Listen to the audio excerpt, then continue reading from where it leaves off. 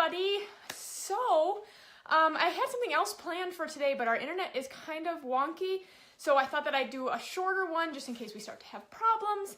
And I would talk to you about puppy raising. So, hold on, I see my dog in the background. Striker, up. Hey, thank you. There, he knows he's supposed to stay in the chair. And there was his little grumble. So anyway, I wanted to talk to you about puppy raising today. So I know puppy raising is kind of a headache. It can be really exhausting. And I know this because my personal youngest dog is only 6 months old, 7 months now. We also have Drake in the house, and he is very young still. So we just kind of got out of the puppy stage with him. And then we brought home 4 puppies a couple of weeks ago. So if you think 1 puppy is hard, try having 4. Not something I would recommend. I wouldn't even recommend 2. I think 1 is plenty. So this has been a little bit more of a challenge than we had anticipated. Not so much more of a challenge, but I guess more time consuming. 4 is a lot, okay? I just don't ever bring home 4 puppies. I don't recommend it. But I thought I'd talk to you today about puppy raising in general. So there's all these things that kind of drive us nuts as puppy owners, right? The chewing and the play biting and the house training, and it's like they're into everything.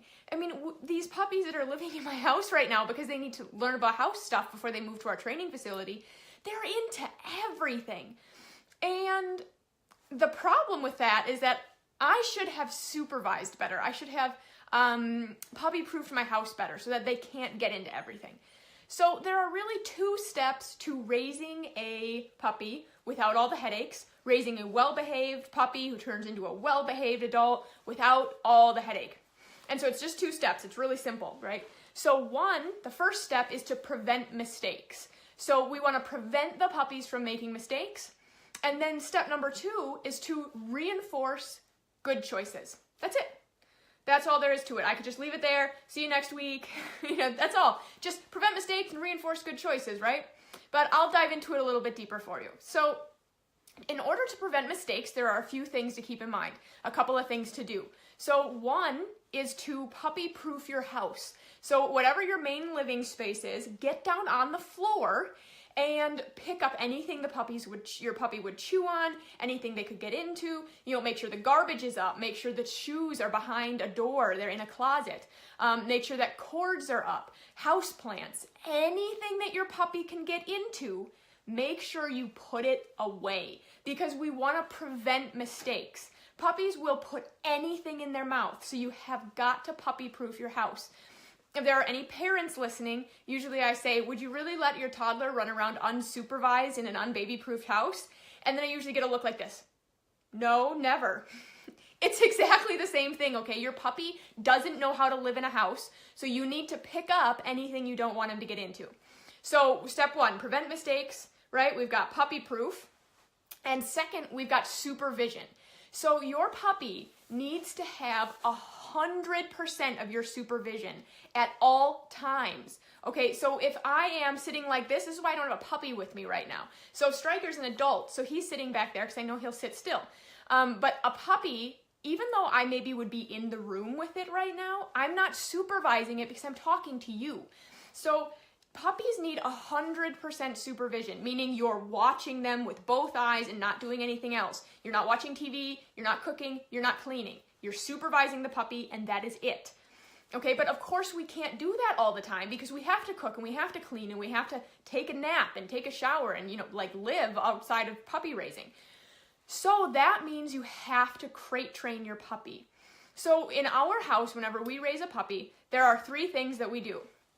The puppy is either, I guess it's 4, either in a crate, in an X pen, on a leash, or they have 100% of my supervision. There is nothing in between. So if I'm sitting down watching TV, I maybe will have my puppy on a leash so that she can hang out with me and be around, but she can't sneak around the corner and go to the bathroom or sneak around the corner and chew on the woodwork or something because she's on a leash. So we have our puppies in crates if I'm not going to be able to supervise them short term enough that they can hold it. So the puppies we're working with right now, all 4 of our little guys, they can hold it for about an hour and a half. So they can be in a crate for up to an hour and a half.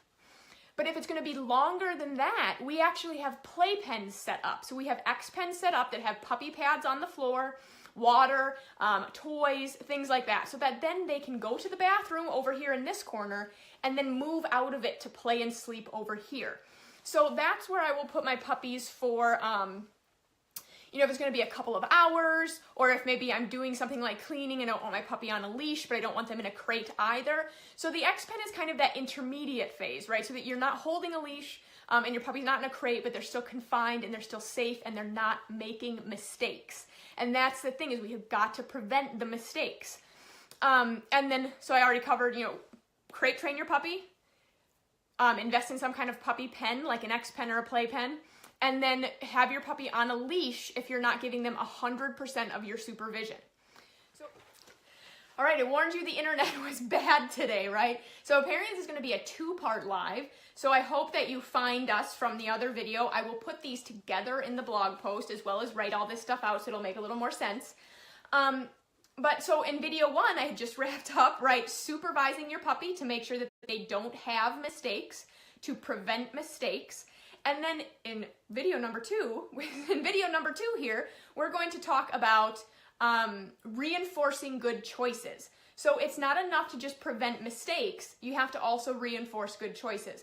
So when we have a puppy, anytime that they're not in their crate or in their X pen, meaning they're on a leash or they have 100% of my supervision, right?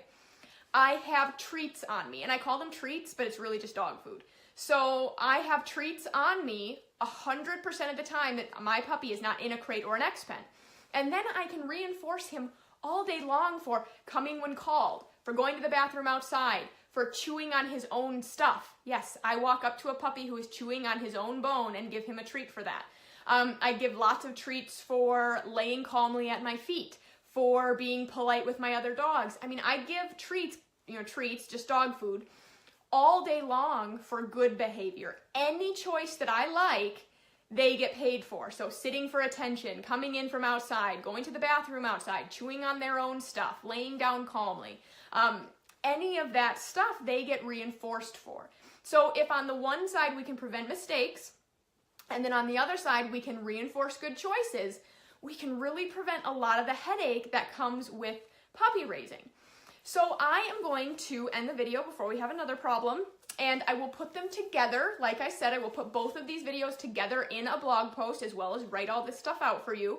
And they will stay on the Facebook page as well, so don't panic if you're just finding the second video. And let us know if you guys have any questions at all about any of this stuff, because we can definitely help you with puppy raising. It's super fun, but also super exhausting. We get that. So let us know if you guys have any questions at all, and then I will put all this stuff in a blog post for you. Have a good day.